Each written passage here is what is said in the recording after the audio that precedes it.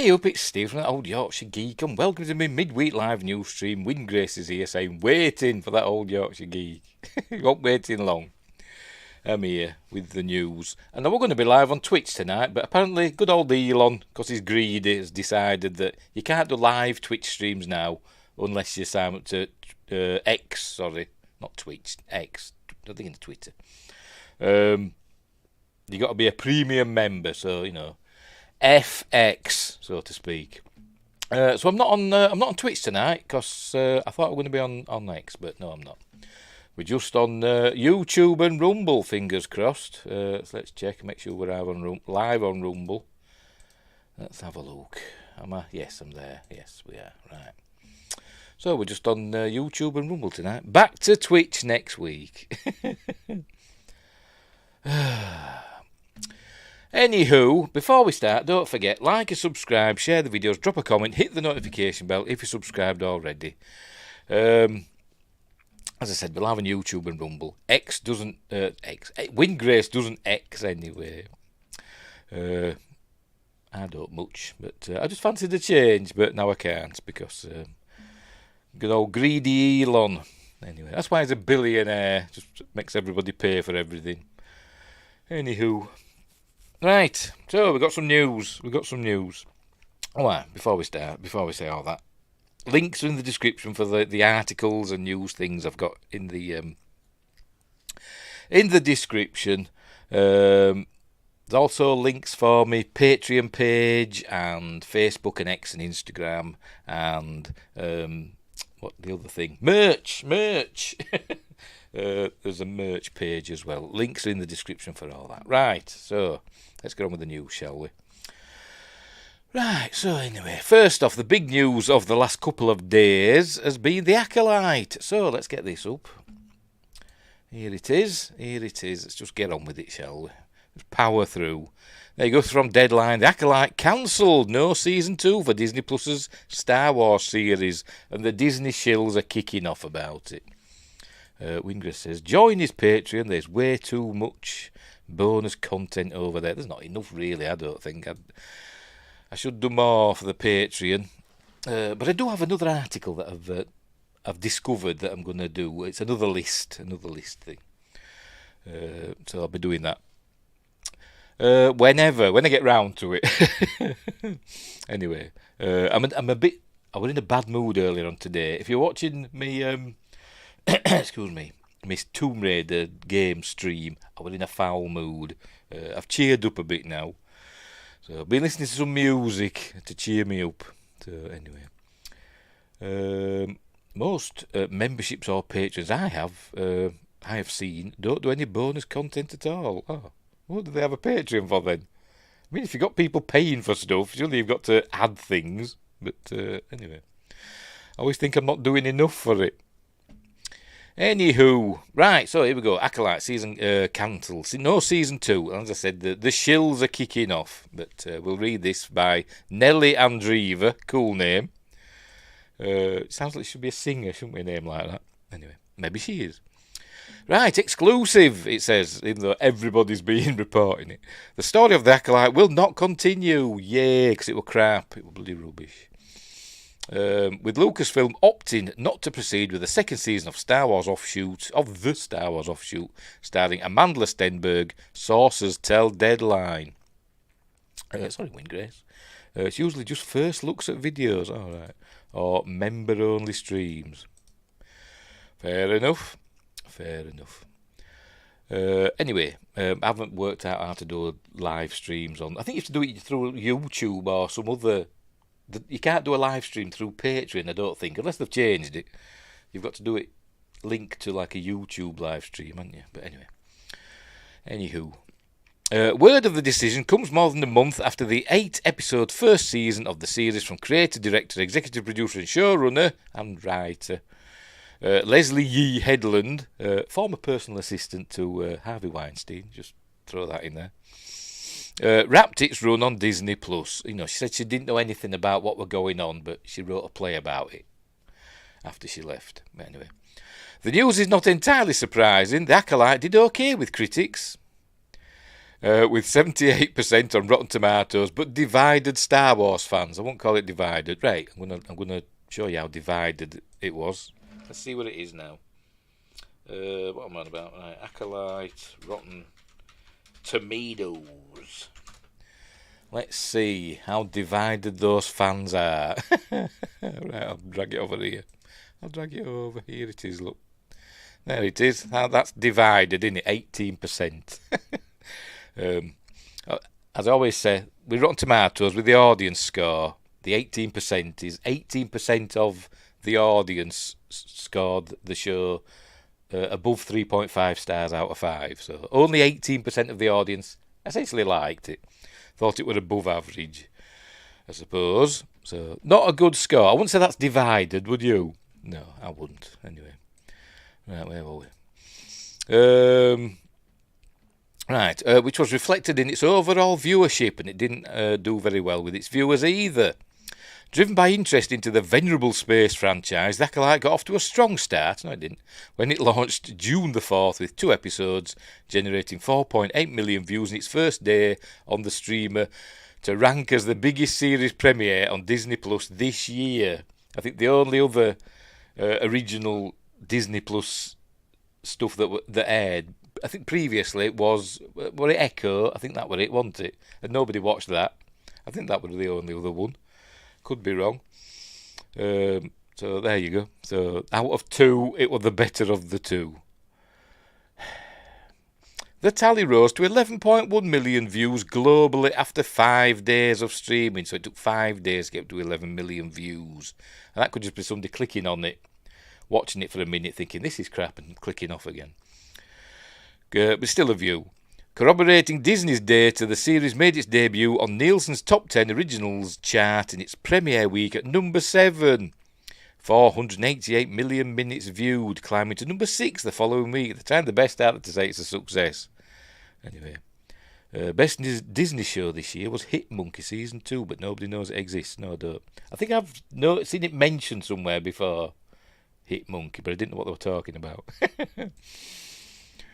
But The Acolyte could not sustain the momentum, dropping out of the top 10 in week 3 and staying off before returning at number 10 after the release of the finale, where it just squeaked in at number 10, 335 million minutes, believed to be the lowest for a Star Wars series finale. Yes, it is, because I've got it here somewhere.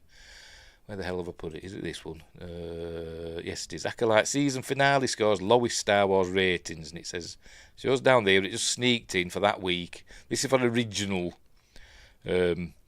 content. It's not the overall views, it's not in the top 10 of all streaming, it's the top 10 of original material. So there you've got The Boys at number 1 with over 1 billion, pushing 1.5 billion minutes. And there's The Acolyte down number 10, 335 million minutes. So there we go. And then it's down here. This is from Cosmic Book News, by the way. There we go. That's how it compares to the other Star Wars series with their season finales. So Ahsoka with the next worst, 575 million minutes, Andor 674, which I think is higher than some of the previous episodes. It apparently Andor started off slowly and built up. It built a following, did Andor, apparently, from what I've heard, but I've not confirmed that. Obi-Wan 860, Boba Fett 885, Mandalorian season 3 1 billion, and Mando season 2 1.3 billion. Mando season 1 dunno, doesn't say. So there we go. It's the lowest of because it were rubbish. It was just rubbish, wasn't it? Anyway, like fellow global streamers Netflix and Prime Video, Disney Plus has a high viewership threshold for renewing high-end big-budget series that cost well above $100 million per season to make. Double that, wouldn't it? $180 million plus. It'll be over that probably. $22 million per episode, and each episode are about half an hour long. Unbelievable. In interviews, Headland has revealed that she had pitched her ideas for a second season, sharing her hopes for a renewal. Well, she did leave it on the cliffhanger, didn't she? It did end on the cliffhanger. We saw Darth Plagueis and they were there holding hands. The evil people gazing out into the sunset. Lucasfilm's first and most successful to date Disney Plus series The Mandalorian is carrying on, crossing over to features with the upcoming The Mandalorian and Grogu. And there's rumours that Han, Luke and Leia are going to be appearing in The Mandalorian and Grogu. That's the rumours from Cameron Pasha. So I love Cameron Pasha, he's amazing, I can listen to him talk all day, but I take everything he says with a pinch of salt, because he doesn't have the best track record. He's one of the ones that were saying that, his sources at Disney, is it Sparrow, his source is called, said that the Acolyte were never going to get made, and all they were doing a sizzle reel. So that turned out not to be true, didn't it? But anyway. Ahsoka, the company series that preceded the Acolyte, has been renewed for a second season, probably because that's Dave Filoni's baby, and he's the boss. Below Kathleen Kennedy, it's Dave Filoni, so, he gets to do what he wants to do. Anyway. Sorry, Wingrace, I'm ignoring you, aren't I? I forgot what we're on about now. Hit Monkey. A Marvel show about a ghost and a monkey trained to be a hitman. Oh, right. Is it a live action or is it animated? Don't know. Never heard of it. Well, I have, but I don't know what it is. The Acolyte was a mystery thriller that took viewers into a galaxy of shadowy secrets and emerging dark side powers in the final days of the High Republic era. Pardon me. A former Padawan reunites with her Jedi Master to investigate a series of crimes, but the forces they confront are more sinister than they ever... No, they're not. They were bloody rubbish. It was rubbish, and I tell you who were in it. Basically, everybody dies. Well, most of them do. Either die or forget who they are. And people switch roles, Much like in Ahsoka, where they just switched roles in that, didn't they? Or was it animated? He's saying it's animated. There we go. So anyway, as I said, the shill media is kicking off about it. So I've gathered some of them here. So here we go. This is from Dexerto. Disney scrapping the Acolyte already is a spineless, short-sighted move, says Brad Norton. No, it ain't. It's because it was rubbish. Disney scrapping Acolyte for just one season, yet another spineless move from money-hungry executives. It's a business, mate. It's a business. That's from Dexerto. What's this one? Next one. Inverse. The Acolyte is officially cancelled. The Acolyte was a bold new vision for Star Wars. Now it's gone. Thank God. Says Deis Johnston. No relation. I don't have a tea. And I'm not a speaking podium. That's a Deis, isn't it? So they're kicking off about that. A bold cliffhanger. Meanwhile, Pink News. Oh, for God's sake. There we go. Queer representative Star Wars series The Acolyte cancelled after breaking streaming records. As in the streaming record for being the lowest viewed. That's what they're talking about. I bet it says highest viewed of the year. I bet it does. Where does it say? I bet it does. Streaming, breaking the Disney Plus streaming record after its premiere, and that'll be the highest streaming premiere of 2024. When the only other thing, as I said, were Echo. The Acolyte was critically acclaimed and beloved by fans. What, 18%? Is that beloved by fans? Disney cancelled it anyway, says them. Abby Montiel. She doesn't look very happy there, does she? She must be sad because it's being cancelled. And I think there's one more. Blame modern TV for Star Wars The Acolyte's cancellation, says... Oh, it's Kotaku, is this? Kotaku, have you pronounce it? At least they put cancelled in quotes. Yeah. Because some people have been arguing, well, it's not being cancelled, it's just not being picked up for a second season. Same difference, innit? Semantics. The series was forging new paths and telling different stories in a franchise that often leans too much on nostalgia. But yet she brought in Yoda at the end. And Darth Plagueis. That's not leaning on nostalgia, is it? No, it isn't. Anyway, so there we go. So it's gone. It's gone. We can think of something else now. So, sorry, Wingrace, I've left you there.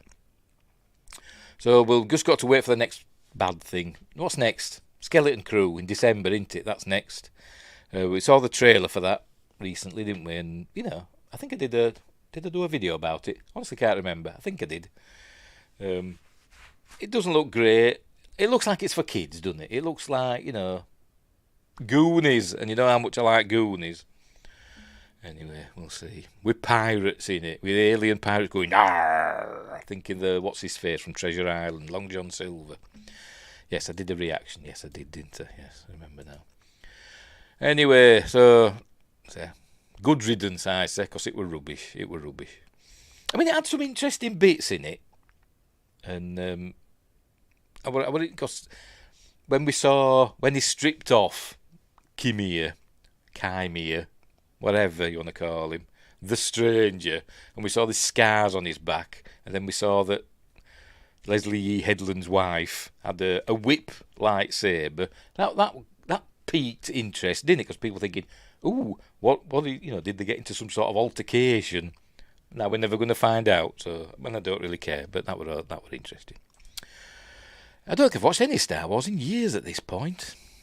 Well, you should. But what's the good Star Wars? What's the good Star Wars? The original trilogy. You can watch the prequel trilogy if you want to, I suppose. They're fine. I like Force Awakens. I don't mind it for all its faults, but I don't mind it. And Rogue One. For a while, Rogue One my favourite Star Wars movie. I think Rogue One's great. Anyway, Book of Boba Fett or Obi-Wan. Neither. It's bloody terrible. If you want to laugh, watch them. Oh, I meant new projects. All right, I don't blame you then.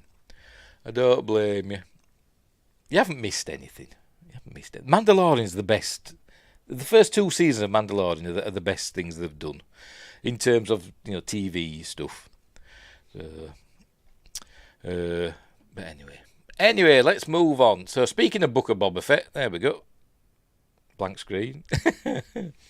We'll go full screen on this one now. We can go full screen now. There we go. Be kind of professional now. Now I've done switching between tabs. Whichever came most recent of those was the last thing I watched. I think Obi-Wan.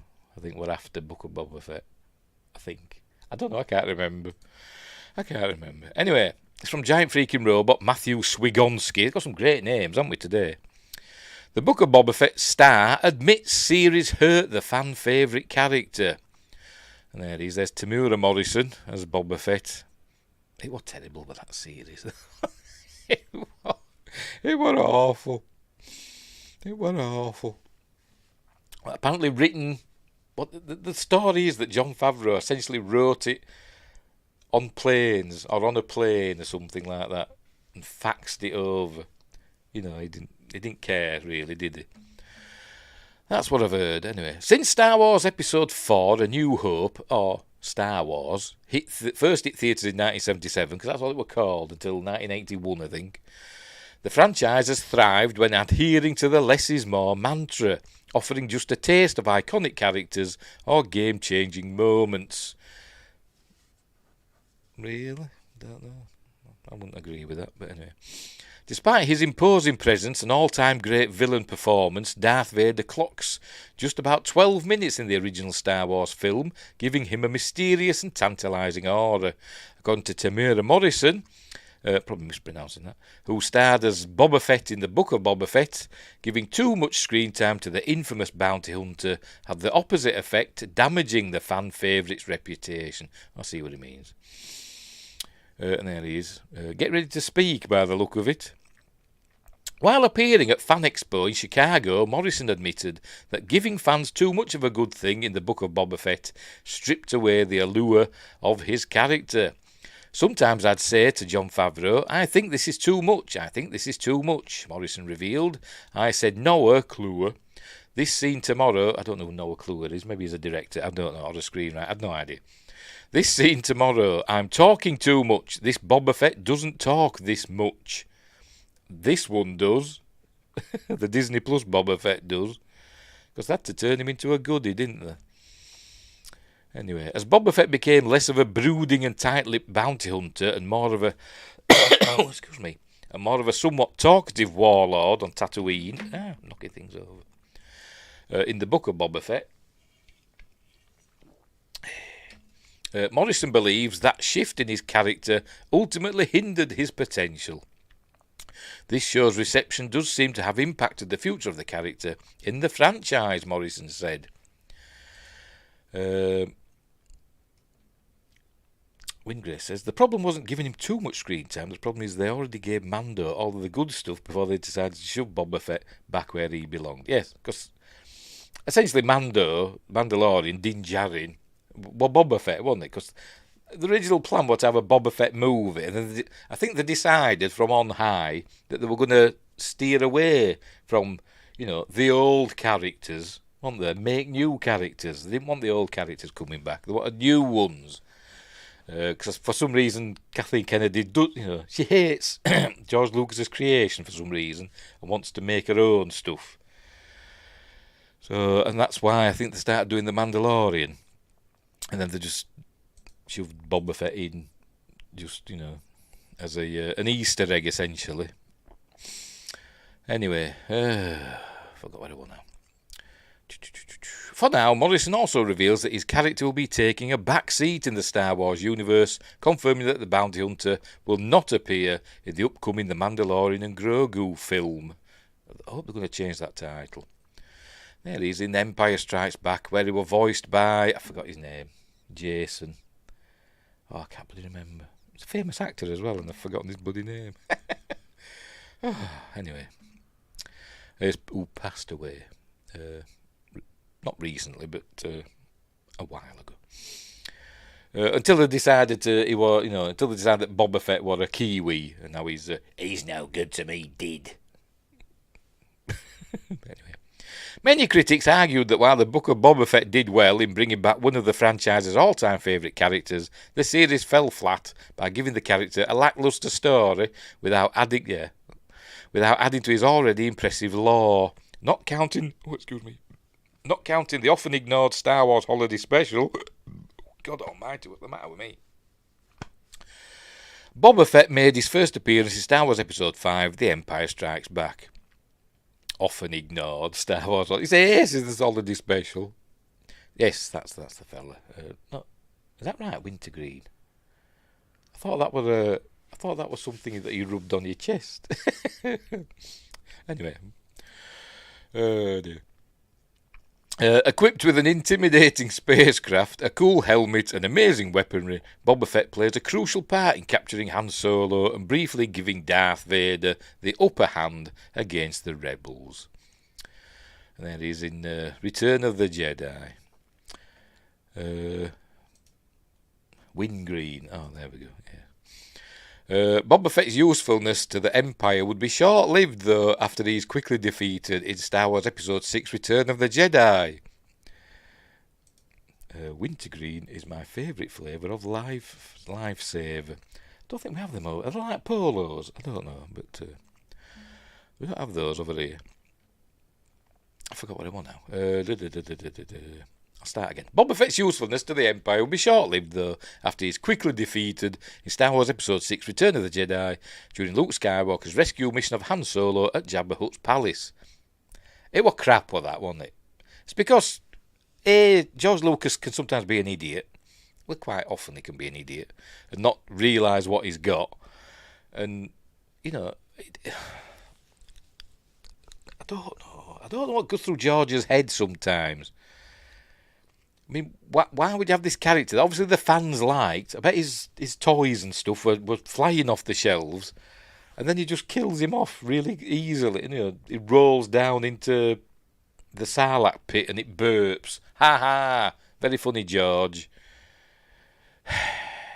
If Gary Kurtz had been around for Return of the Jedi, that wouldn't have been in. I'm telling you that now. Anyway, but he did survive. He did survive that. But they forgot, he survived. He climbed out. He climbed out the Sarlacc pit. We saw this at the beginning of Book of Boba Fett. He climbed out. Spoilers. Climbed out the Sarlacc pit. Collapsed with exhaustion. Then Jawas came along, stole all his armour, and buggered off with it. And then he woke up, and then were befriended by Tusken Raiders, or Sand People. I think we're not allowed to call them that anymore. Tusken Raiders. It's a wonder they hadn't thought up another name for them, isn't it? Because Tusken Raiders could be, a bit problematic, couldn't it? So I wonder they haven't given them their own name, their own language. The Misquacklacklers or something, I don't know. But I'm waffling. Where were I? Oh, yes, befriended by those, became one of the tribe. We are now part of the tribe. And then he got his ship back, didn't he? Slave One. And then for some reason, he must have forgot that he still had his armour on when he crawled out of the Sarlacc pit, and he thought his armour was still in there. So he went and flew his ship over the Sarlacc pit and looking in to be light with his torches and stuff, to look to see if he could see his bloody armour. It was stupid. That's why the series were crap, because it was stupid. Anywho, all in all, the Bounty Hunter had a total screen time of just 6.5 minutes in the original trilogy, but his impact on popular culture would continue on for decades. I mean, you look at Jurassic Park, there's only about 10 minutes of dinosaurs in that. But, they make an impact, don't they? Anyway, but his impact, I've said that, I'll say it again. But his impact on pop culture will continue on for decades, becoming a fan favourite character that would appear in dozens of Star Wars stories and even be emulated through countless cosplays at conventions throughout the world. It isn't this case less would have been more. And there he is in season 2 of The Mandalorian, and he's got his armour, gets his armour back off I forgot his bloody name now. Timothy Olyphant on Tatooine gets his Mando got that armour, didn't he? And he gets the armour back off Mando, doesn't he? Maybe they're Tuskens who just so happen to raid. Yes, maybe they do. His slimming black underclothes. Yes. He did train though, didn't he? In the series, he didn't look as portly as he did in season 2 of Mando. He got into shape, bless him. Wish I could get into shape, but I'm just too lazy. In 2020, Star Wars fans got their first taste of the live-action return of the adult Boba Fett in Season 2 of The Mandalorian. After the season finale, it was announced that the book of Boba Fett would be coming to the Disney Plus streaming service in December 2021. The series made its debut, detailing the adventures of Boba Fett as he made his way out of the Sarlacc pit to eventually become a fearsome warlord on Tatooine. Except he wasn't that fearsome, was he? Because nobody took him seriously. That's it. Right. So there we go. So yeah, I think they're just forgetting about him. To be completely honest, but you never know. But I think Tamara Morrison had said if he were going to be in the film, if they'd have asked him, if he something that they said, will you be in this film or whatever, and obviously he'd have said yes. The Mandalorian and Grogu film. I think even if he were, sworn to secrecy, I think he'd have let it slip, because he seems that sort, doesn't he? So he's probably not going to be in it. Anywho, so there we go. But I forgot what I'm going to say now. Yeah, the series didn't do him any favours, did it? The Book of Boba Fett. I mean, it was terrible. I mean, the bloody scooter gang. I mean, if they'd made their scooters look all bashed in and, as though they were nearly falling apart. They're supposed to be in some backwater town or Tatooine, aren't they? Are they in Mos Eisley? Or one of the other Mosses? Mos Esper or whatever. I don't know where they're supposed to be. I can't remember. But, I forgot what I'm going to say now. Tell you, my brain is... I'm all over the place today. If they made them look less, shiny... It might not have been too bad, and that chase was terrible. But low-speed chase through the streets. Anyway, but I didn't mind the fella spinning and shooting his gun, because we saw that in a cutscene in one of the Knights of the Old Republic or whatever games. I saw that in the cutscene. Nobody was complaining about that, was there? That's probably where they copied it from. There were some Daleks who matched those scooters perfectly. They reminded me of the hover bikes that they use in Thunderbirds. Reminded me of those. Anyway, moving on. Let's move on. What's next? I've forgotten all the bloody stuff. have found. Right, Star Trek. We're staying with giant freaking robots, though. Or robots. Robot. Chris Snellgrove cancelled Star Trek series going out with a big bang. And there's Space Doc. Right, Paramount broke hearts throughout the galaxy by cancelling Lower Decks, the popular Star Trek animated series that lampooned the long-running Sci-Fi franchise. Pardon me. The upcoming 5th season of the show will be its last, and that's been hard to process for those of us who have been doing the choo-choo dance with these lovable characters from the beginning.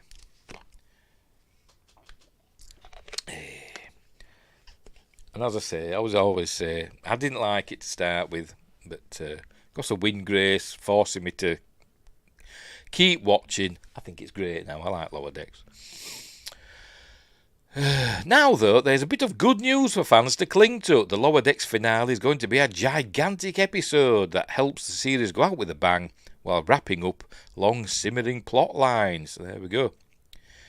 This information about the Lower Decks finale comes to us straight from series creator and showrunner Mike McMahon.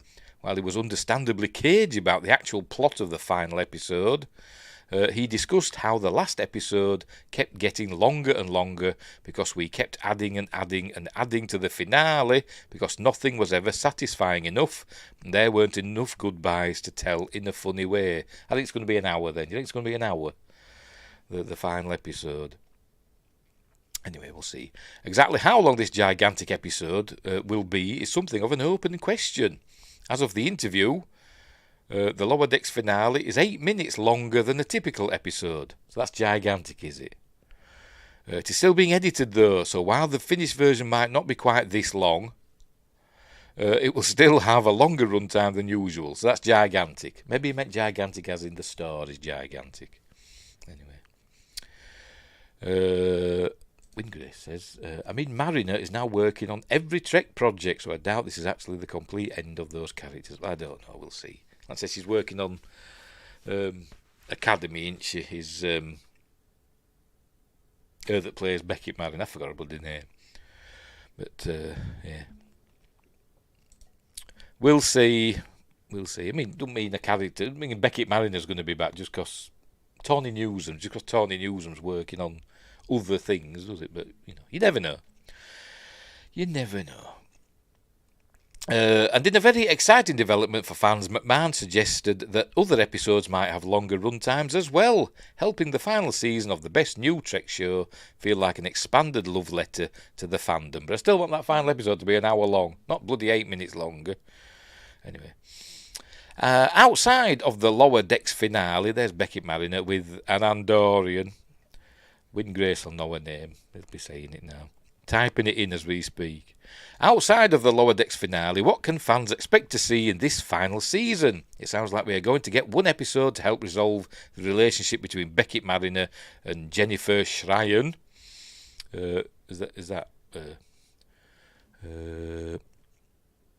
It's a streaming show. Make it 3 hours, yes. Jennifer. The ex-girlfriend. No, that's a Jennifer Schreier. We haven't seen this fan favourite Andorian since season 3. I can't bloody remember. I genuinely can't. But many fans have told McMahon that it felt like that. I'm going to have to rewatch it. From the beginning. It's just finding time. I've told McMahon that it felt like their story was unresolved. Accordingly, this last episode is meant to provide such resolution, and nobody's more hyped than Mariner actor Tawny Newsom, who was quick to add, I really love the Jennifer episode. More Orions. Because she's super powerful now or something, isn't she? Anyway. Additionally, before Lower Decks airs its oversized finale, one that Newsom has playfully described as a double-stuffed Oreo of an episode. Oreo's a horrible name. We're going to get more stories that feature the Orions. McMahon didn't... Why'd I say it like that? McMahon didn't delve into many details, but he enticingly promised that in this last season, we pull in some Orion lore that's been discarded over the decades. Right, so what could that be? Because something happened in it with the Orions, that the men were in charge, and then the women became in charge, and then the men became in charge again, or something like that, didn't it? But anyway. In this way, the show will continue its wonderful trend of expanding on this legendary Star Trek race and proving once and for all that these green guys and gals can be more than just pirates and dancers. Were the Orions part of the Federation? Or were they always outside of it, but like in it, if you know what I mean? Not part of the Federation, but within its boundaries. I don't know. The animated series stuff, I can't remember. I can't remember if there were Orions in the animated series. Genuinely can't. And there's, I presume it's the Cerritos, good old California class. I didn't like it to start with, but I kind of fell in love with it by the end. And I want one. I want a California class of my very own, and I want a runabout. Anyway. Still, all this great news about the Lower Decks last season and the series finale may be a cold comfort to fans and creators alike. This wasn't originally intended to be the final season, and McMahon doesn't sound very excited to leave this great show behind. As for us, we're just hoping that it manages to end on a truly high note, the same way that Discovery, another prematurely cancelled Trek show, did. No, it didn't. Oh, that's it. Is it? Oh no, we haven't done yet. We haven't done yet. I thought that were it. I still think we're getting a sovereignized Cerritos at the very end. Do you reckon? A new class, or whatever class it'd be. We'll see. Fortunately, it sounds like the spirit of Lower Decks will live far beyond this finale. Tawny Newsom will be returning to live-action Star Trek with an upcoming workplace comedy show she's writing, along with Justin Simeon. But is she going to be in it as well? I don't know. That means that even if we don't see characters like Boimler and Marinette again beyond Lower Decks, their pioneering style of offbeat humour will continue carrying this franchise forward. There we go. The Lower Deckers with proper warp speed outside. Not this bloody Doctor Who thing that they keep showing. Anyway. Just see if Netflix will pick up the last season 6 and 7. If they only go 7 seasons, that used to be the Star Trek thing, didn't it? Go for 7 seasons. See if Netflix will do the last 2 seasons. Just say, come on, do them. And throw in an extra season of Prodigy while you're at it. Anyway. Poor Jack Quaid losing both of his shows after season 5 in the same year. Yes, because The Boys is coming to an end as well, isn't it? Anyway, I'm sure he'll find work elsewhere. So there we go. Going out with a big bang. I wonder what'll happen. I wonder if that was that his actual quote. No, it's just what they've said, isn't it? Just what they've said. Never mind. I was thinking a literal big bang. Is the Cerritos going to get destroyed? I bet it does, and that's when they'll get as you've said, the sovereignized Cerritos, the next iteration of that kind of class. I don't want them to. I want to carry on the California class, because we found out that there's loads of California class starships, and they all came to the rescue, didn't they, in that season finale? I can't remember which season. Was it last season or the previous one? Anyway, whatever. Anyway. Which is the title I would have given the finale of Picard season 3. Oh, I'm sorry. Missed a bit. They should title the final episode Must Come to an End. Which is the title I would have given the finale of Picard season 3. Should have called it the end of Picard. It should have been the best of all worlds or something, shouldn't it? No.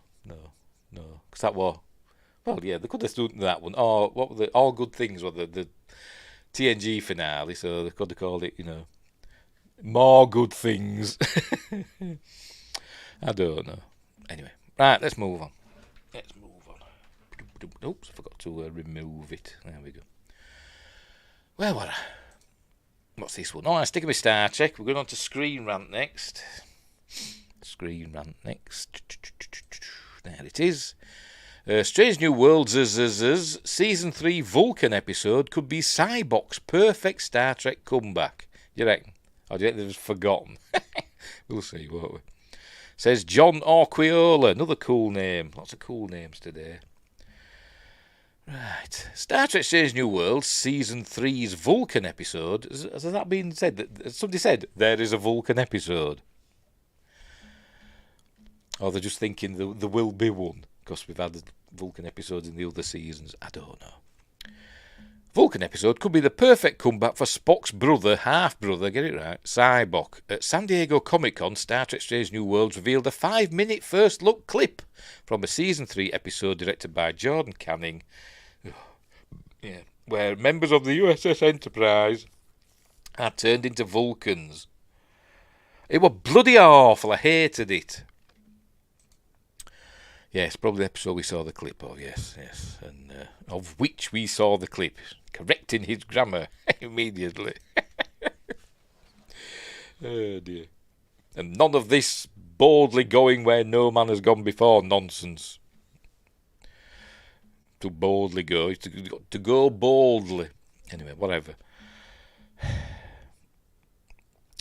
To Lieutenant Spock's dismay, Ethan Peck, Captain Christopher Pike, Anson Mount, Ensign Naota Uhura, Celia Rose Gooding, Nurse Christine Chappell, Jess Bush, and Lieutenant La'an Noonien Singh, Christina Chong, are not only more Vulcan than Spock, who is half human, but their pointed ears and logical minds appear to be permanent. It looked terrible. How can they say they're full Vulcans if they're inhuman bodies that have just been given an injection to make them look Vulcan? I don't get it. So has all the blood chemistry changed then? Have they now got green blood? Copper-based blood, not iron-based. Have all the internal organs moved around because the Vulcan heart's in a different place, isn't it? Or is it just exterior? It's stupid and I hated it. If they'd come across some weird space anomaly that changed them into Vulcans, I thought fair enough. But no, it was just they'd given them injection. That's why I didn't mind the musical episode, because it was a space phenomenon that caused it to happen. Similar to what happened in Buffy. It was that demon, wasn't it, making everybody sing and dance. That's why I didn't mind it. Because it wasn't their fault, they couldn't help it. Star Trek Strange New World Season 1 shocked audiences by introducing the younger version of Sybok, Spock's half-brother, a Vulcan heretic and revolutionary. Sybok, Lawrence Luckinbill, debuted in Star Trek V, The Final Frontier, which takes place over 25 years after Strange New Worlds. Sybok embraced emotion over Vulcan logic. So I never understood why, at the beginning of Star Trek V, when it shows Sybok laughing, and that fellow with weird teeth, he's got teeth like me, it's like going, "You're a Vulcan," and he starts laughing. And I thought, so why didn't you say you're a Romulan? Because they look exactly alike, didn't they? Romulans are Vulcans. So if you see a Vulcan laughing, I'd be thinking, oh, it must be a Romulan. But anyway, whatever. And he was driven by a mad quest to find God in the fabled world of Shakari at the centre of the galaxy. Somehow they managed to go 30,000 light years just like that, but never mind.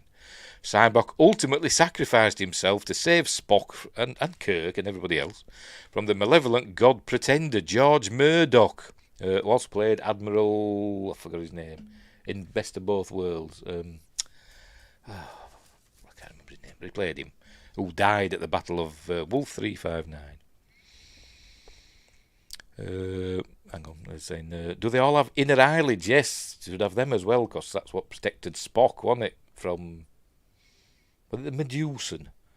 Is in it? Oh, was it something else? Can't remember. A morphogenic anomaly. Was that what it was? Whatever. Or was that what it would be to change them? Yes, that says it's a morphogenic anomaly. Yes, to change them into Vulcans. Why Vulcans? I don't know. They'd have to explain it, wouldn't they?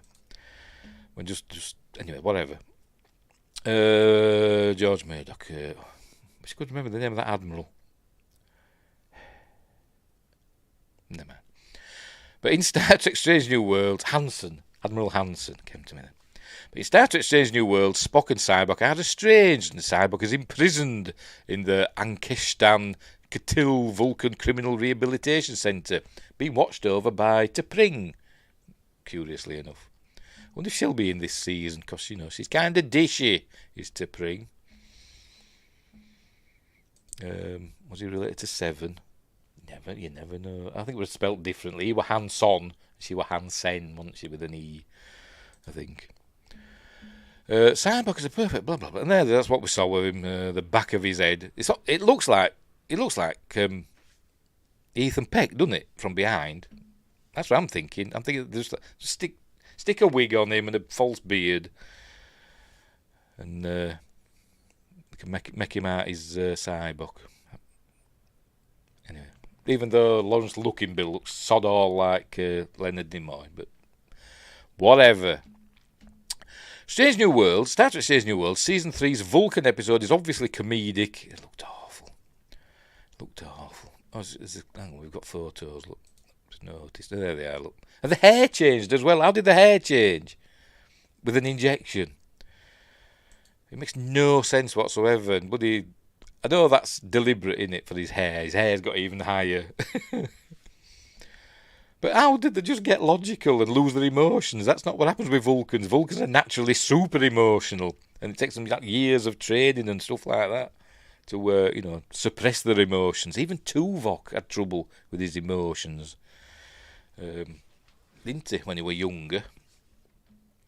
Anyway, yes, the hair change apparently answered. Yes, he's probably fully aware of the memes. Anyway. There's Ethan Peck. And he ain't got traditionally Vulcan hair, has he? But, state. Why am I getting Galaxy Quest vibes? I don't know. I just am. I wonder when they're going to get the uniforms that don't have the metal pin on. You know, they're just the cloth pin. Never. Because it's not the same universe, it's a different one. Where were we? Hang on. Oh, yeah. It's supposed to look like the bad haircut Spock had in one episode of the original series. Did he? Can't remember. Where were we? Comedic. And the latest in a line of humorous tales exploring how Spock feels about his Vulcan heritage. It's very funny. Let's make it a comedy, you know. Let's just make fun of Spock's Vulcan heritage. When the whole thing about Spock, with him being half human, he strove to become more Vulcan than every other Vulcan around, didn't he? That's why he did the Culinary discipline and all that. Which he failed because of Vij, but never mind. In Strange New World Season 3, Spock is alarmed by 4 of his USS Enterprise crewmates becoming full Vulcans, which makes no sense, as it surfaces his deep insecurities about not being Vulcan enough. Indeed, Captain Pike and the others referring to themselves and Spock as 4.5 Vulcans is an obvious dig at Spock that cuts him deep. But this is something about Spock that Sybok would understand. Sybok's not going to be in this, but anyway. It's possible that Spock could seek out Sybok in Star Trek Strange New World Season 3's Vulcan episode. I bet he done. I bet we don't see him. And this would be an ideal way to bring Sybok into the prequel without disrupting Star Trek canon. Sybok was raised with the young Spock for a time, and he would be all too aware of his half-human brother's inferiority complex. Since Sybok turned his back on Vulcan logic, he is in a unique position to counsel Spock that clinging to his Vulcan heritage and his fears of rejection is actually illogical. It also makes sense Spock would turn to Sybok for help. After all, Spock can no longer speak to his adopted sister. Star Trek Discovery's Michael Burnham, for Christ's sake, who vanished into the 32nd century. Just forget about that as well. Just pretend that never happened. Sybok, disappointingly, did not appear in Star Trek Strange New World Season 2, after his shocking unveiling at the end of Strange New World Season 1, Episode 7, The Serene Squall. Strange New World surprisingly updated surprisingly updated what little audiences knew about Sybok from Star Trek V, revealing that Sybok goes by the pseudonym. Look how they spell that, Mr. Neo. That's pseudonym. Pseudonym. For Christ's sake. Zavirius. Sybok married a space pirate named Captain Angel, Jesse James Keitel, before he was held in a Vulcan prison, which is ironically overseen by T'Pring, Gia Sandhu, Spock's fiancée. Captain Angel hijacked the Starship Enterprise in a failed attempt to free Sybok. Captain Angel remains at large and is also awaiting their return to Star Trek Strange New Worlds. You've got to say there because it's a transgender or non-binary. I don't know. The actor, whatever, the acting person. In an interview with Screen Rant at San Diego Comic-Con, Star Trek Strange New Worlds co-showrunners Akiva Goldsman and Henry Alonso Myers stated that they would like Sybok to return. It's possible that return could happen in Star Trek Strange New Worlds Season 3. If they're saying they would like him to return, it's not like there's going to be Season 3, because that's in the can, isn't it, apparently? But anyway. With Jordan Canning's Vulcan comedy as a prime opportunity to also bring back Sybok. Very done. After all, Spock has a unique problem to solve in Star Trek Strange New Worlds Season 3's Vulcan episode. With Spock estranged from his Vulcan father, Ambassador Sarek, James Frayne, Spock is the one person who can understand... Sybok is the one person who can understand and help Spock through his Vulcan insecurities. Why? Why can Sybok help? If he's rejected emotion, why can he help Spock with his insecurities? He should be getting help from, T'Pring or something like that. A proper Vulcan, in my opinion. But, yeah. So I think Screen Rant, whoever, John Orquiola, I think you're just, I think you're going to be disappointed, mate. But you never know. I'm not going to say never, but I bet it doesn't happen. Because they never do things that fans want, do they? It's always, fan theories rarely come true. Go speak with old lady T'Pol. That makes more sense. Yes, because she's part of the family, isn't she? T'Pol, not T'Pol. I'm thinking of T'Pau I was thinking of. We could speak to T'Pol or T'Pau, yes, either of those. But T'Pau's a member of his family, so we could speak to her, couldn't it? She's proper Vulcan, She helped, in the revolution back in Enterprise days, didn't she? That changed Vulcan from kind of a warlike planet. They were going out, they were more like, because the Romulans had essentially weaseled their way into the highest levels of government, at that time in Enterprise Season 4, and that's probably why there'd been stuff had been kicking off with the Andorians and all that, wasn't there? And a lot of Vulcans seem to be showing emotions, particularly Robert Foxworth, who may have been Romulan, I'm not sure, but anyway. And T'Pau helped, overthrow that government when they found the Shikara or whatever, didn't they? And transform Vulcan into what we knew in the original series and beyond. So there we go. Following the teachings of Surak more closely than what they did before. Right, so what's next? And I don't think we'll see Sybok in Season 3 or in that Vulcan episode. But because they've probably forgotten. They probably forgot about him. I bet a fan came up in the Q&A, are we going to see Sybok again? And they went, why? I'd like to see Sybok again. Anyway, because they probably forgot all about him, because they're terrible bloody producers and writers, because they forget their own canon. Right, sticking with Star Trek / film. A dreadful Star Trek 3 scene filled Saavik's actress with anxiety. And there she is. What's her face? Robin Curtis, I think. Is it Robin Curtis, isn't it? Yeah. As Saavik Mark II. Whitney Seibold, obviously. The character of Saavik was first introduced in Nicholas Meyer's Star Trek II The Wrath of Khan as a protégé to the soon-to-retire Spock. Was he? Was he going to? I don't think he was going to retire. He wasn't going to retire, was he? No, he was going to retire, I think, in Star Trek 6 when it was Valeris, wasn't it? That's when he was going to retire. Because he said, I can only succeed you, I can't replace you. Got that wrong already. Anyway. Saavik, being a young cadet, was still baffled and annoyed by working with humans. An issue she was able to discuss with Spock on a few occasions. But remember, that Saavik was supposed to be half Romulan or something, wasn't she? Which is why she struggled with her emotions.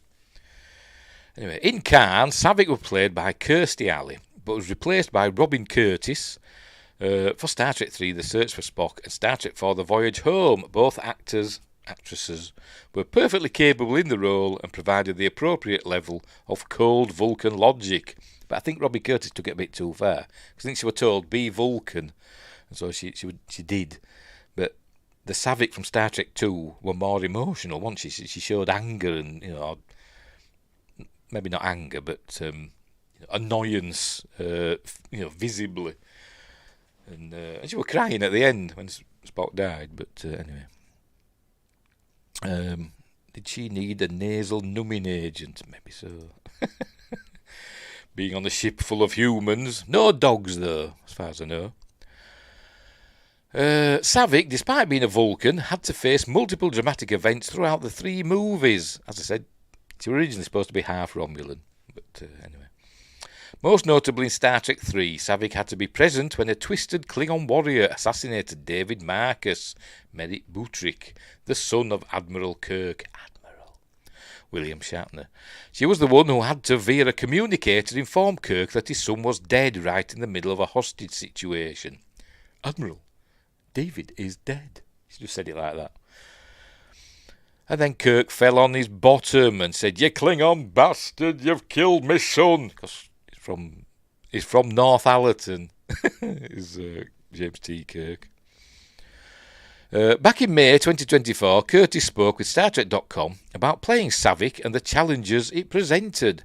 Not only did she have to take over the role from another actress, but all of a sudden she had to face some of the most intense, deathly moments ever seen in a Star Trek movie. It was kind of brutal. I mean, the Klingon, I don't know if he even had a name. I think he was going to kill Saavik, wasn't it? Either Spock or Saavik. I think it was Saavik who was going to kill. But David grabbed hold of him, didn't he? And didn't last 2 minutes, did he? So he went out in a blaze of glory. Suddenly I wonder what happened to David in the Mirror universe. The big one, weren't they, knocking about, doing evil things. With proto-matter, I imagine.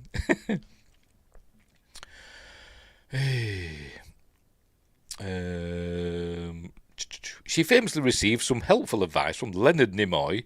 He told her that Vulcans all have millennia worth of experience behind their eyes, but was still unsure as to how a Vulcan would react to having a phaser held to her head, or how she would face the death of a colleague. Maybe she should have just watched Star Trek 2. Maybe she did. And learned that, Saavik struggled with her emotions. Anyway. For those unfamiliar, and there's David and Saavik, and they found Spock's burial robe, aren't they, in the torpedo tube on the Genesis planet.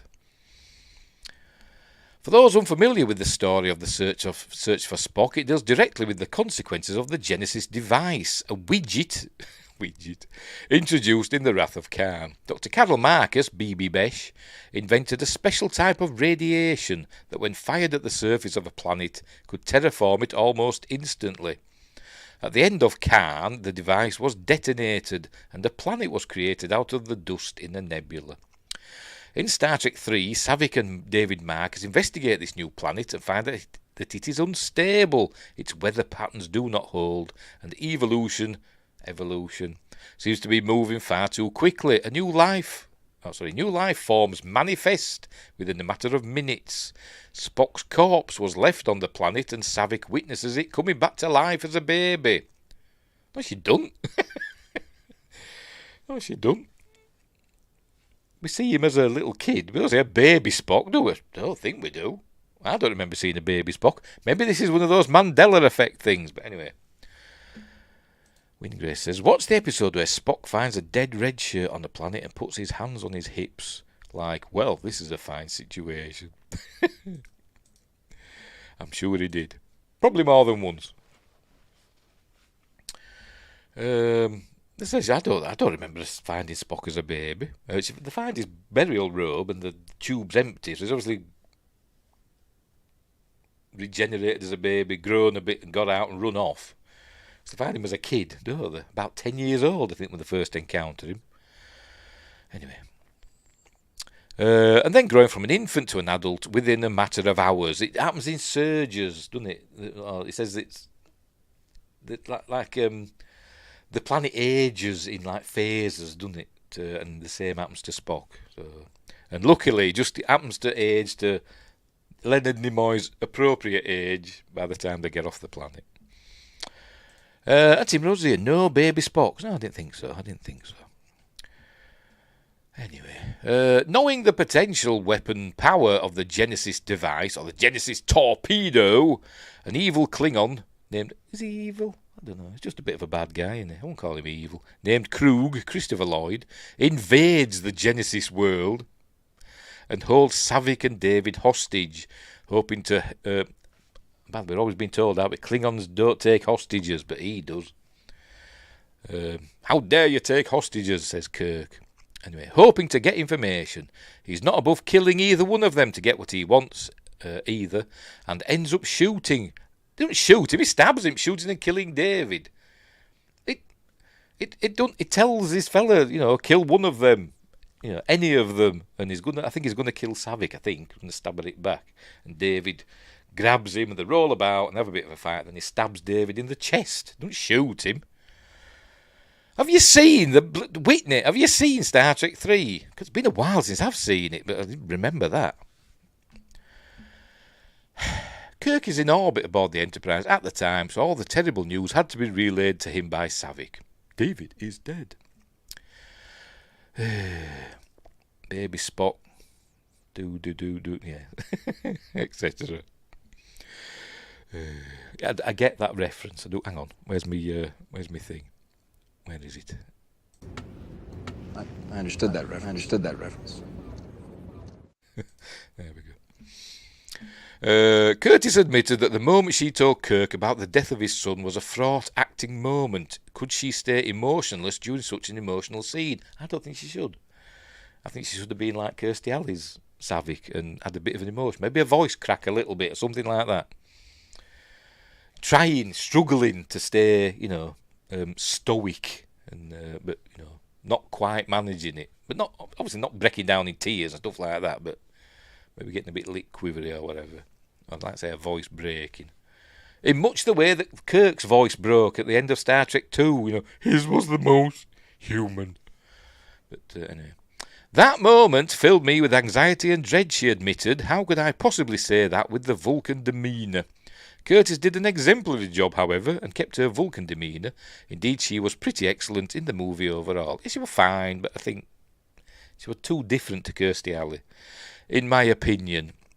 And she was supposed to get pregnant, wasn't she? There were in Star Trek 4 or something, she was going to be having Spock's baby or something. Because he went through his pon farr, didn't he? And they did all the things with the fingers. Is that how they do it? Don't know, but... they did all that, didn't they? And so they were taught that she was going to be carrying Spock's baby. So maybe Spock's got a kid running about somewhere, for all we know. Because we didn't see Saavik after Star Trek 4, did we? They left her on Vulcan. Did she do after that? I'm sure there's books. Wingrace has read them all, and he knows. And this Saavik's adventures after Star Trek 4. Anyway, so there we go. So anyway, it made her uncomfortable and she didn't know how to do it in the thing. And I think she should have been a little bit more emotional, like the Kirstie Alley Saavik. But she didn't. She was Vulcan, proper Vulcan Saavik. But, it's fine. And she went on, didn't she, to play another Vulcan in Star Trek The Next Generation in the episode Gambit, the two-parter. But I think she was pretending to be a Romulan or something. But she was Vulcan. Something like that, or the other way around. I can't remember. Hang on, where are we? She went on to captain the original Titan. I think you've told me that before. I think that does ring a bell. Which is why the shuttle in Picard Season 3, not PlayStation 3, was named Saavik. Yes, it was, wasn't it? The one that blew up and we saw the name on the side. Right, fair enough. Right, moving on. What's next? We're getting there now. Right, we're moving away from Star Trek now. But we're staying. Go away. We're staying with the slash film. Pacific Rim is getting a prequel series. Everything's getting prequel series these days, aren't they? From an Oscar-nominated sci-fi movie writer. I bet it's animated. So there's that Terminator... Is it Terminator 1 or Terminator 0? I can't remember what it's called. It's Terminator... I can't remember. Animated series coming out, isn't there? Anyway. Right, Pacific says Raphael Motormeyer, another cool name. Pacific Rim was one of the best American blockbuster movies of the 2010s, or one of the best kaiju movies ever. It's all right, I like Pacific Rim, it's fine. Oh, tell him, do some burping. Or even one of the best live-action anime movies, not based on a specific anime, but still clearly inspired by Patlabor, I don't know, and Tetsuji in 28. I have no idea. No idea. I've seen that Patlabor somewhere, but I've not seen it, but I've seen it mentioned.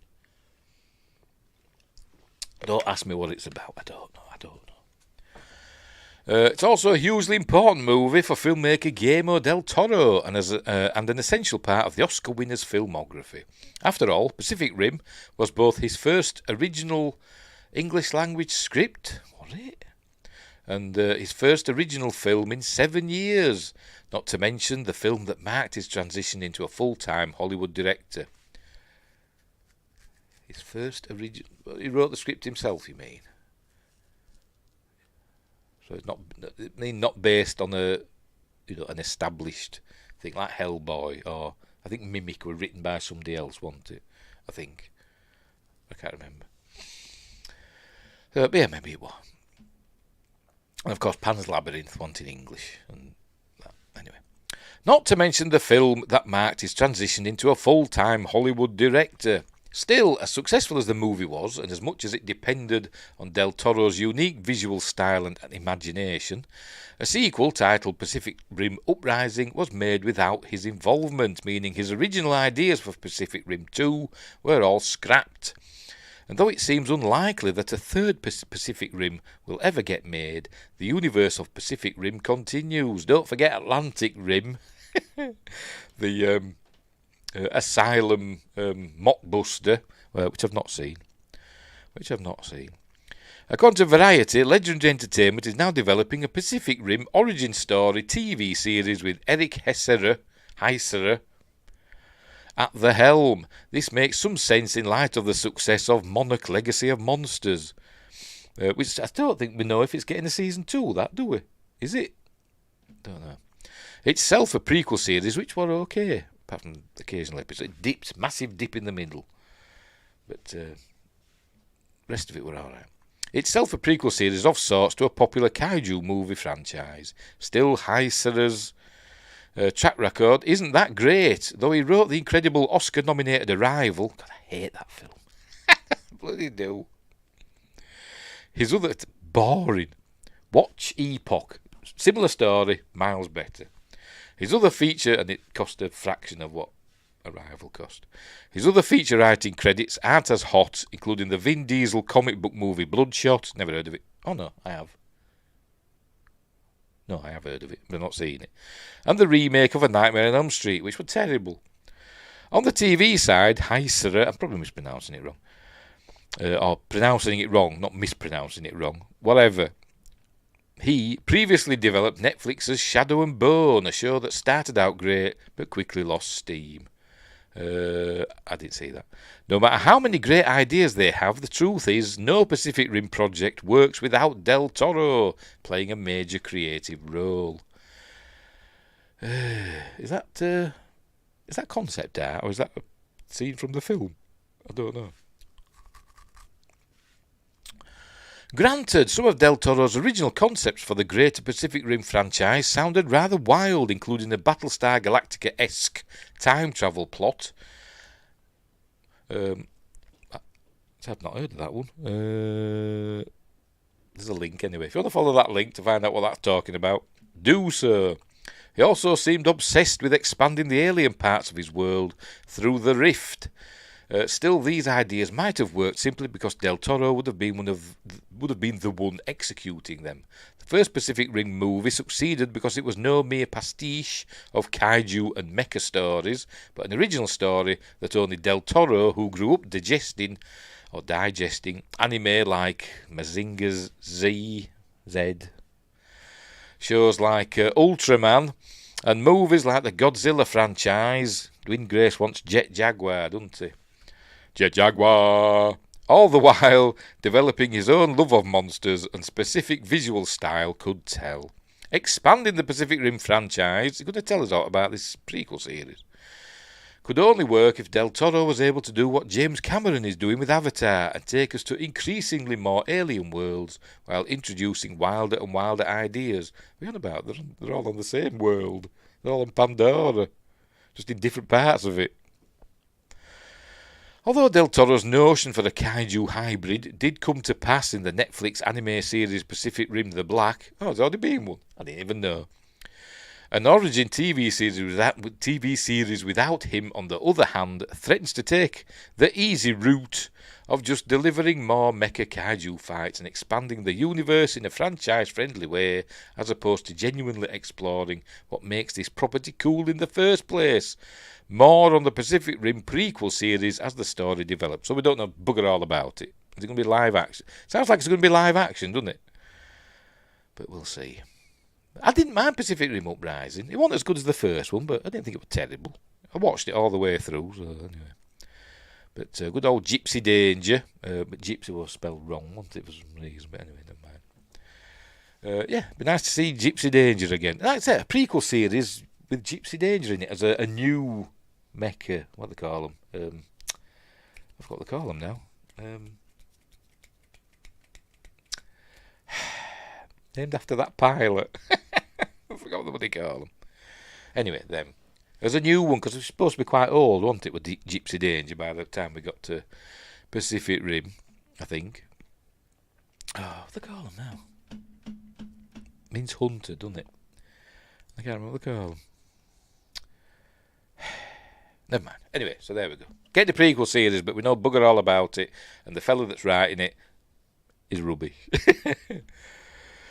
Go figure. Right, what's next? I'm pressing the wrong buttons. I'm an idiot. There we go. Nearly done. Right, here we go. Doctor Who next. And a strange comment. Here we go. So make sure we're still going. Jaeger. Okay. Jaguar, Jet Jaguar. Well, we're thinking... I don't know. But, yeah. Making sure we're still going. And nobody in the chat over there. Right. Deadline again. Jake Cantor. Disney chief backs Doctor Who as really good fit after shooting Gatwa's first season, Edinburgh. The Edinburgh Fringe Festival's going on, I think. Now, so that might be what that reference is. I don't know. And there he is. Has he got on his fingers? Fingernails. Jesus.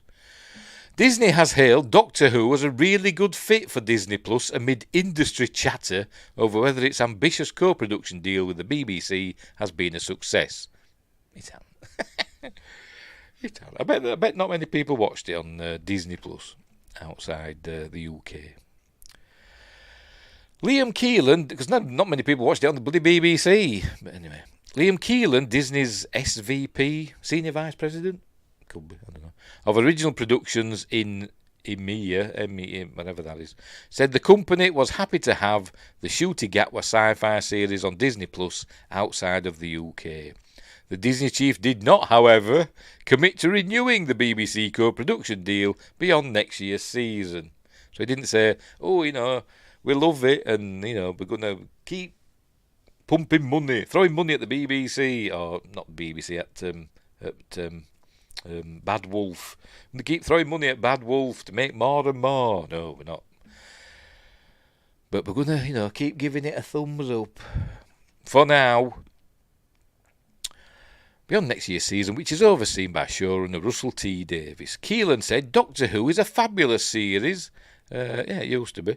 Obviously, in the UK, it's fully BBC. Except it's not, is it?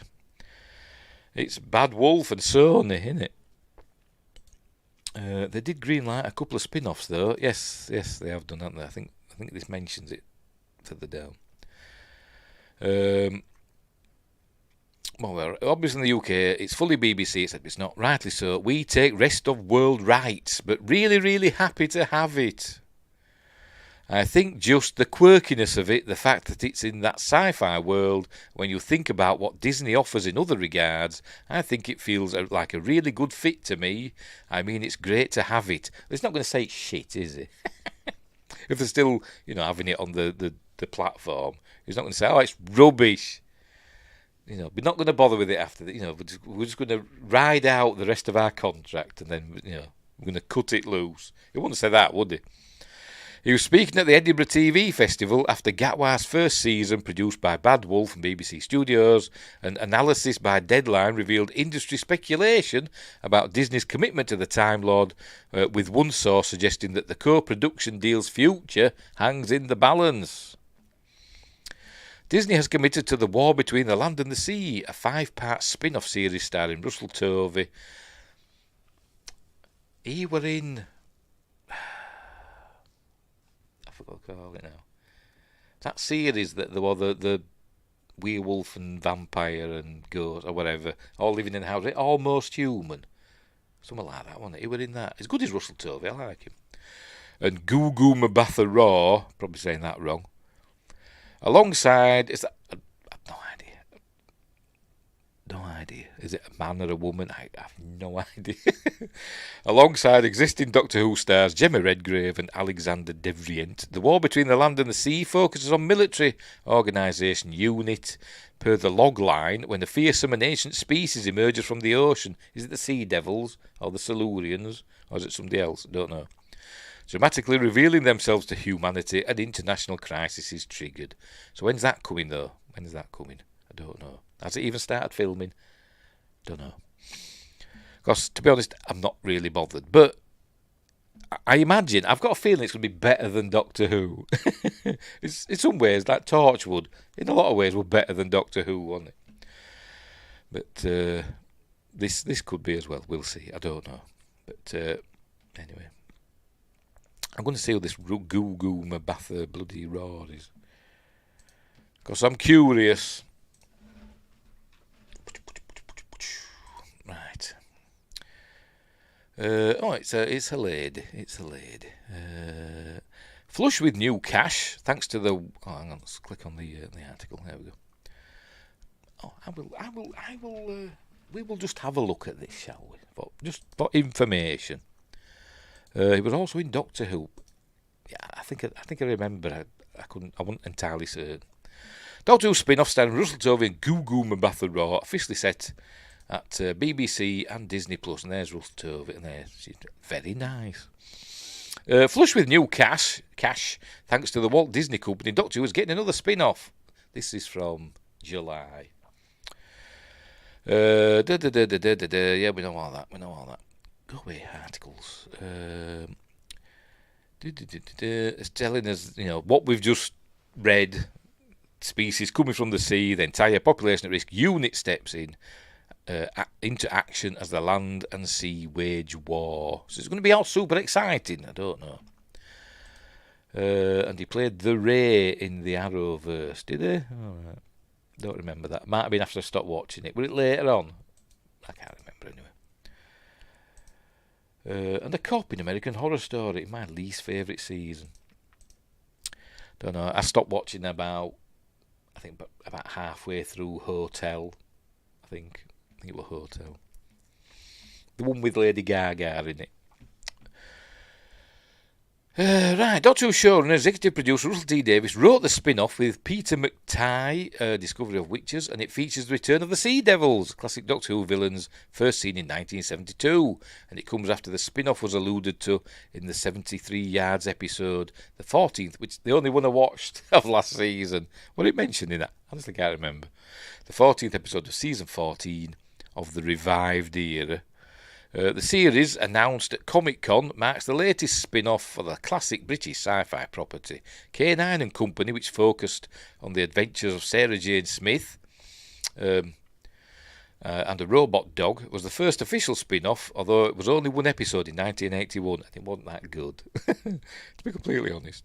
Torchwood was arguably the most successful spin-off, coming from Russell T Davies and starring John Barrowman, running for 4 seasons. There were 2 animated series, The Infinite Quest and Dreamland, as well as youth-skewing series, The Sarah Jane Adventures, which starred Elizabeth Sladen, the late Elizabeth Sladen. She was only 60-year-old when she died. Tell you. And ran for 5 seasons on kids' network CBBC. There was also Class, which ran on BBC 3 for 1 season. And I saw that and I didn't mind it. I thought it was fine. She was in Hotel and Roanoke. Was she in Roanoke as well? Oh, right. So I didn't see it. I think I saw episode 1 of... Is that the found footage one, Roanoke? I saw the first episode. It got on my nerves. Spin-offs of Doctor Who, all set in the Who-universe, have been in the works since Davies returned to the franchise, and Disney Plus came on board last year. It's a sin creator, Davies. So I was gone about these past stuff. Told GQ that it was time for the next stage for Doctor Who. But blah, blah, blah, blah, blah. Yeah, don't care. Tovy's better known. Oh, Being Human, that's the one. Being Human. BBC supernatural comedy, Being Human. Was it a comedy? I never thought of it as a comedy. I always thought of it as like a supernatural drama, with funny bits in it. I never thought of it as a comedy. I did like it, though. It was good. I think I saw a few episodes of the American version. It had Sam Witwer in it, didn't the American version? But I didn't get very far in it.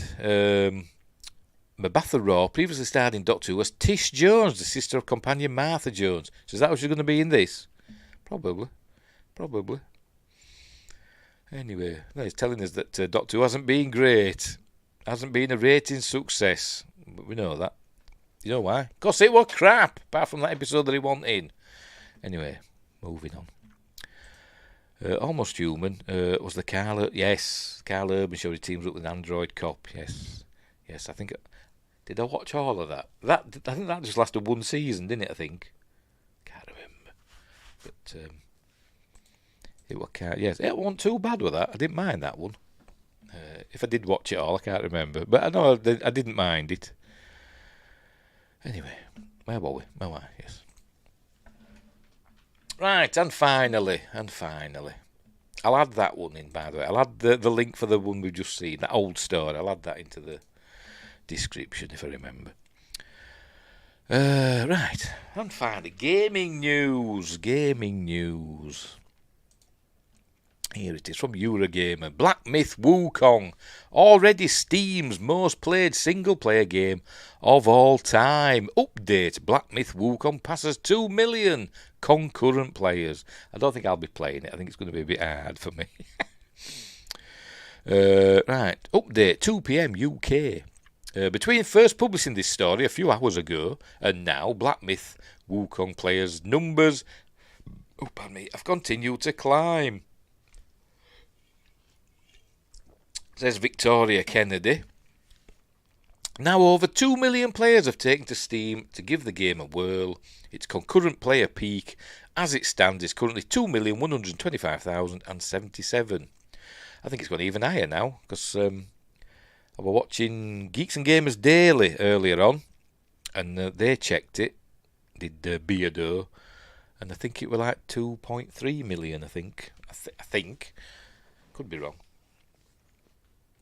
Anyway, as a result, Black Myth Wukong is now the second most played game of all times in terms of concurrent player numbers on Steam, having bopped both Counter-Strike 2 and Pal World down a place.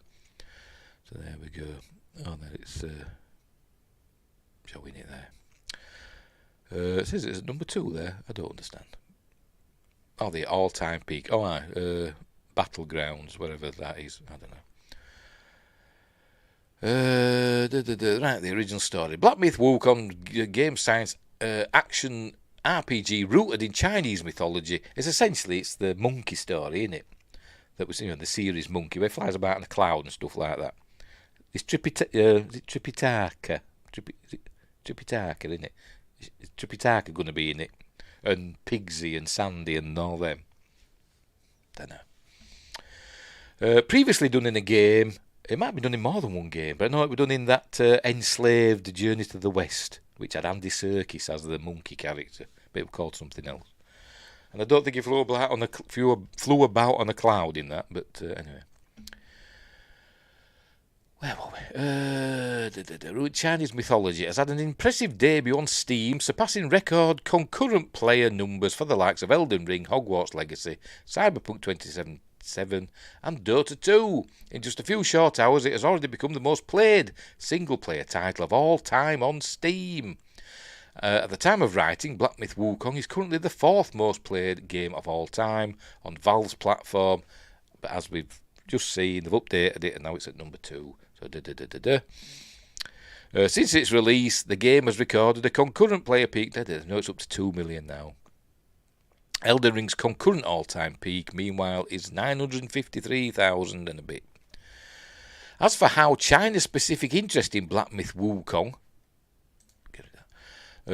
is Game Discover co-founder Simon Carless. They ain't got a car. Or was it a spelling mistake and he's just, careless? Don't know. Notes very... Notes very... What are you talking about? Is this being translated or something? As for how China's specific interest in Black Myth Wukong is, Game Discoverer co-founder Simon notes very what? Very interested. I don't know how specific. Very China specific. Is that what they mean? In a post on social media platform X, formerly Twitter, Carlos shared a chart revealing an estimated 88% of the game's players on Steam are from China. All right, that's what they're talking about. Right, I get it now. Right, there we go. Blue is China. The rest of the world is the rest of the world. Right. Black Myth, so that basically everybody in China has probably been given a copy by the, what they call it now, CCP. The Politburo has told everybody, play this game, or you go to the, whatever called the Chinese gulag. Should be interested, yes. Anyway, Black Myth Wukong has not been without controversy, though. Prior to its release, posts from Game Science CEO Feng Ji, including sexualised and misogynistic language, were reported. He was just saying, he was talking about pleasuring himself, basically, to the, he had to be there. He was basically joking. And apparently it was mistranslated, apparently. They're saying, the translation suggested that he was pleasuring himself, a bit onanism and all that. But people have said it's mistranslated and it doesn't really mean that. It means something else, but I don't know. More recently, IGN also reported further on the studio's history with sexism. Then just this weekend, images of a leak, because they didn't, apparently the company were approached by these DEI companies, like, I don't know, I forgot to call it now, Baby, whatchamacallit, or one of the others, saying, you should do all this, that and the other to get diversity and all this stuff in it. And they said, bugger off, we're doing the game we want to do. So now they've got it in for them. Then just this weekend, images of a leaked document sent to influencers surfaced online requesting they do not include politics, feminist propaganda or references to COVID-19 in their Black Myth Wukong coverage. Yeah, because it's China, isn't it? Because it's China. We recently awarded Black Myth Wukong 3 out of 5 stars. Its dramatic and spectacular boss fights just about keep Black Myth Wukong afloat, but behind all its glitz and glamour is a frustratingly hollow and rudderless action game, reads Eurogamer's Black Myth Wukong review, because, they're in with the DEI people. But I don't think... Oh, then I think this is from it, isn't it? Yes, it is. It's been described as being like Dark Souls and them sort of games, which are supposed to be really hard, and I don't think I'd like them. I've not played them. I think the closest... I've got one, or I've sold it. I might have sold it now. My PlayStation 4 came with it. I forgot what they call it now. It wasn't a Dark Souls game, but it was done by that developer. Anyway, and I didn't... I think I started it, but it was too hard for me. It was too... I don't want a game where I'm just going to be dying all the time.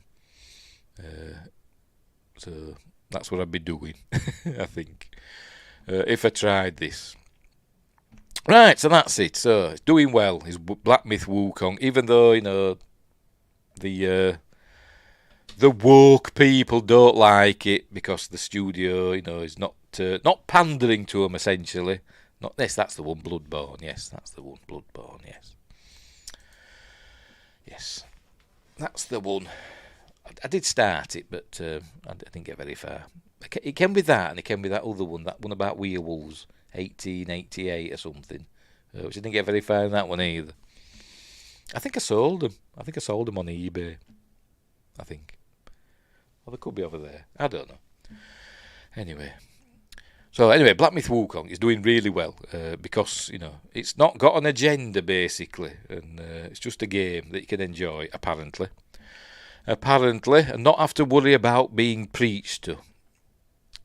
I haven't played either of those. Me neither, really. As I've had a go, but can't really say I've played them. Anyway, so there we go. We're all done. We'll leave it on that. On that note. Right, so what's coming up next? What day are we on? Wednesday? Friday is Appointment with Fear night. Where have I put it? There it is. Friday for Appointment with Fear this week. We're doing The Orphanage. Speaking of Guillermo del Toro, he produced this. Didn't direct it. It's directed by J.A. Bayona, who I think went on to do Harry Potter and The Prisoner of Azkaban. I think that was J.A. Bayona, wasn't it? Anyway, but before that, I think, whatever, he did this, and it's a cool, spooky, horror, ghosty film. So that's on Friday, and then next Monday's, Magnificent Mondays, is Buck Rogers and the 25th Century, the movie, not Xena. I went to look for my box set. I've got a box set of both seasons. No, season 1 of Buck Rogers in the 25th Century. I can't find it. It was over there on my shelf, and it's disappeared. I've had to move round by the looks of it. I don't know where I've put it. But I've got that one. I've got that with the magazine. Anyway, so there we go. And what else have I got here? Yes, some of the... a HD DVD that I found that we're going to cover on the Magnificent Monday. I think next week's Appointment with Fear, I think I'm going to do this. Yeah. We're going to do a double bill, a Quatermass double bill. Old black and white films. We're going to do that. Not this Friday, the Friday after. And then upcoming at some point, I'm going to do The Black Hole. Disney's The Black Hole. One of my favourite films of all time. I love that film. But that's coming up. They're coming up in the future. Right, so we'll leave it there. So, thanks Wingrace and Tim Rose. Did anybody else pop in? I don't think they did they? No Josh Temple today, I don't think. Must be still in his meeting. And I haven't seen Joshua Kanapke for a while, so I'm guessing he's busy at work as well. A Sci-Fi Quest, he's having trouble with his computer, I don't know, but he did started doing a stream, didn't he, the other day, did Melvin. Yes, it must be playing on Steam, yes. But Melvin did playing Star Wars Force Unleashed the other day. Not seen him online since. I don't know what's happened to him. Anyway, so we'll leave it there. I'm going to be playing... because it's on my computer, isn't it? Which is on Steam, by the way. I'll be playing Far Cry 4 at some point. Maybe tomorrow. I'll play Far Cry 4 on my PC. If I can get it to work, I'll just leave it. I won't change any settings, and it'll probably all go wrong. But we'll see. So I'll be playing Far Cry 4 on the PC. Probably tomorrow. At the usual time that I normally do it. You know, play my games around about 2 o'clock-ish UK time. Right, and that's on Steam. I bought that on Steam for £5. There we go. Right, so we'll leave it there. So, hang on, pressing the wrong button. Did I mention Patreon? I've got a Patreon page. I think I did, didn't I? I haven't used my Patreon banner for a while, have I? There we go. I'll use that there. My Patreon banner. I've only got 4 people in my Patreon. But it's hugely appreciated. I keep thinking, shall I carry on with it? I never know whether to carry on with it or just stop the Patreon and move on to memberships on YouTube. But I've got stuff on Patreon that I can't do on YouTube. I'll just keep it going. One day when I can get a real computer, I might play a game. I was surprised my computer played it alright, to be honest. But anyway. Right, so we'll leave it there. So thanks for watching, and wherever you are, look after each other, and until next time, I'll see you. Where is it? There we go. We're doing the heavy metal music, by the way, today.